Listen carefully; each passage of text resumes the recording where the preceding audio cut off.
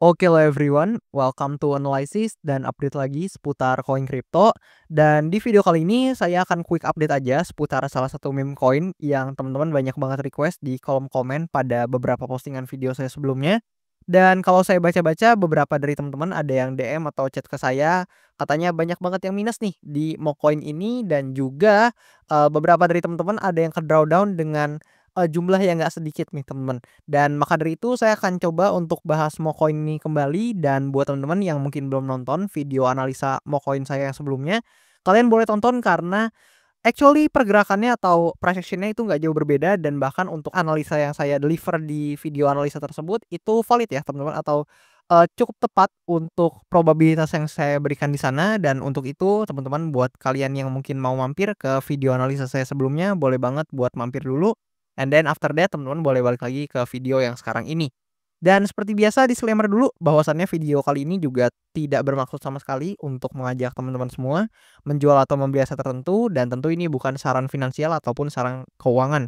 Dan always do your own research teman-teman karena this is not financial advice. Dan oke, di sini kalau kita coba intip dari coinmarketcap.com untuk Mocoin ini ada di peringkat ke 148 berdasarkan market cap atau kapitalisasi pasarnya. Dan di sini kalau kita coba sortir ya dari sektor memes, which is kita sortir atau kita pilih di sektor memes dari coinmarketcap.com-nya. Dan di sini kita akan menjumpai Mocoin ini ada di antara AI16G dan juga Giga, teman-teman.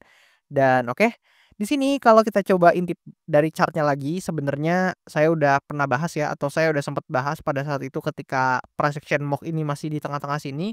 Dan saya ngomong ke teman-teman semuanya di video tersebut, kalian boleh cek sendiri karena historinya masih ada, jadi harusnya nggak bisa ditutup-tutupin teman-teman, kalian bisa cross check dan pastikan sendiri apakah yang saya ngomongin ini bener atau enggak. Di mana di situ saya mengatakan untuk MOK ini udah bearish teman-teman secara struktur market dan possible, kemungkinan besarnya dia akan koreksi kembali ke demand zone yang ada di bawah sini.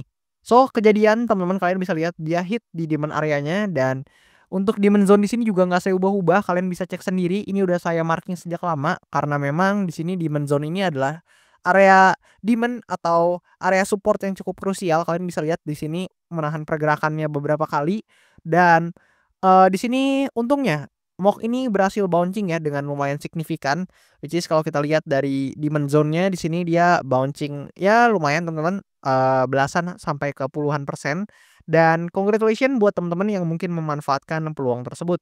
Dan seperti biasa saya akan coba kasih beberapa posibilitas atau probability lagi terkait pergerakan dari MOK ini dan tentu sangat diharapkan kebijakan dari teman-teman dan tentu ini sama sekali bukan ajakan jual beli dan juga bukan saran finansial. So, teman-teman harus banget analisa mandiri ya. Dan di sini kalau kita lihat based on price action tentu di sini semuanya setuju harusnya. Di sini masih masuk ke fase bearish ya, teman-teman. Kalau kalian compare bahkan penguatannya sama penurunannya jelas secara momentum cukup jauh. Penurunannya cenderung impulsif sementara kenaikannya justru cenderung lebih korektif, teman-teman. Yang which is di sini mengonfirmasi trennya ini juga adalah bearish trend. Dan di sini ada beberapa possibility yang mungkin terjadi sama MOK ini. Yang pertama, ada potensi ya untuk MOK ini itu ke breakdown teman-teman justru dari demand zone di sini. Jika memang eh sellersnya itu jauh lebih mendominasi daripada buyers, itu tentu sangat-sangat berpotensi untuk menyebabkan harga dari MOK ini kembali terkoreksi atau breakdown dari demand zone di sini.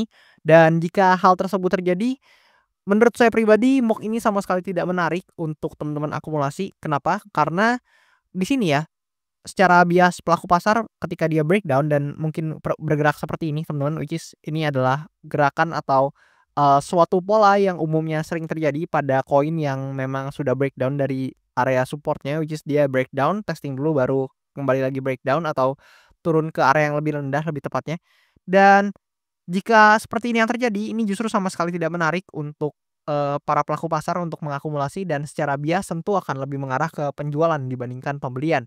Dan kenapa saya mengatakan secara, ketertarikan ini nggak menarik sama sekali teman-teman untuk MOK ini diakumulasi jika dia breakdown dari demand zone di sini, karena demand zone ini adalah area terakhir atau support area terakhir yang mampu menahan pergerakan MOK ini secara historical, teman-teman. Kalian lihat di sini itu udah nggak ada lagi untuk area yang bisa menahan pergerakannya, which is sangat potensial jika memang dia breakdown, dia akan create yang namanya all time low dan bisa aja kembali koreksi ke harga yang lebih rendah teman-teman, dibandingkan harga yang saat ini. Dan itu untuk posibilitas pertama dari, MOK ini. Dan kemudian ada pun possibility selanjutnya, di mana kalau kita menyisakan ruang untuk MOK ini untuk bisa bullish teman-teman, let's say kita coba lihat bullish skenario-nya, at least ya teman-teman ya, di sini untuk kemungkinan selanjutnya jika memang MOK ini mau bullish quote on quote teman-teman, itu syaratnya ada beberapa. Yang pertama, di sini harapannya MOK ini bisa bertahan dari demand zone di sini, atau jangan sampai deh untuk demand area di sini ter-breakdown teman-teman ya, karena ini adalah demand area yang sangat major dan hopefully nggak di-breakdown oleh pergerakan harga dari MOK ini. Dan yang kedua, dalam short term-nya atau dalam waktu pendeknya, harapannya MOK ini bisa coba nih untuk melewati atau bisa breakout dari kisaran area ini teman-teman. Nah, lebih kurang di sini kita coba, gambarin supaya lebih jelas. Nah, kurang lebih kayak gitu teman-teman. Nah, hopefully dia bisa coba breakdown atau breakout lebih tepatnya dari area ini. Dan di sini ya kalian bisa lihat, di sini adalah suatu mini important area, which is di sini jadi mini supply areanya atau mini resistance-nya yang kalau kalian lihat pergerakannya kayak gini teman-teman. Nah, dan akan sangat baik ya jika dia bisa bergerak seperti ini dan bisa coba naik ke level-level harga yang lebih tinggi teman-teman. Dan tentu ini nggak gampang karena memang butuh liquidity yang juga besar, dan kalau kita lihat ya, sepertinya atensi pasar dan juga inflow untuk liquidity ini belum mengalir ke memes lagi, dan I don't think itu akan mudah ya teman-teman. So, di sini kita akan coba lihat aja gimana atau probabilitas mana yang mungkin terjadi sama MOK ini, dan based on POV saya sendiri, menurut saya karena struktur marketnya juga masih bearish teman-teman, eee, lebih ini kemungkinan yang mungkin atau lebih potensial terjadi adalah posibilitas yang pertama, namun tentu seperti biasa saya tidak menutup, kemungkinan terjadinya, potensi-potensi yang lainnya teman-teman. Dan kalau kita coba lihat dari hal lain seperti stochastic RSI ini memang sudah sedikit, bouncing ya, sedikit coba climbing up, di mana sebelumnya ini ada di area oversold terus-terusan dan mulai climbing up. So, let's see apakah ini bisa menjadi indikasi yang cukup positif atau enggak. Dan kalau kita coba lihat dari segi analytics-nya di sini, MOK ini di bulan Februari udah minus 32% teman-teman, lebih kurang. So, return-nya di Q1 ini sangat buruk ya bisa dikatakan. So, gimana menurut kalian buat MOK ini? Apakah masih potensial atau kayaknya udah no hope teman-teman? Gimana menurut kalian? Feel free tulis aja di kolom komen di bawah. Saya pengen tahu pendapat kalian, dan thank you banget buat teman-teman semua yang udah nonton. Jangan lupa juga buat mampir ke Instagram account saya dengan username tertera. Buat teman-teman yang mau follow juga boleh banget. Dan buat teman-teman yang mau request analisa koin juga bisa lewat link traktir yang tertera di bio akun TikTok saya ataupun di link yang tertera di channel YouTube saya.